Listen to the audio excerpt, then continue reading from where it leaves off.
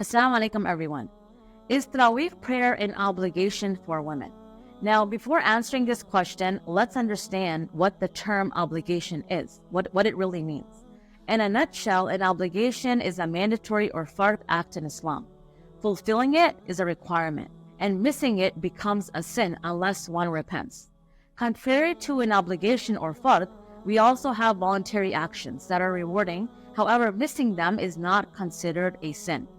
Now that we have established this, it is important to know that Taraweeh is not an obligation on women or men for that matter.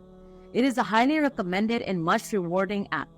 Prophet ﷺ said, whoever prayed at night in it, and by in it he refers to the month of Ramadan, whoever prayed at night in it out of sincere faith and hoping for a reward from Allah subhanahu wa ta'ala, then all of his previous sins will be forgiven. Praying voluntary prayer is rewarding anyways, and then in Ramadan it is even more rewarding due to the nature of rewards in this blessed month. With that said, of course, anyone who is looking for the opportunity of forgiveness and getting close to Allah subhanahu wa ta'ala will make the most of this golden opportunity to pray Taraweeh and reap the rewards. We shouldn't feel the need for something to be an obligation or a fard to actually do it.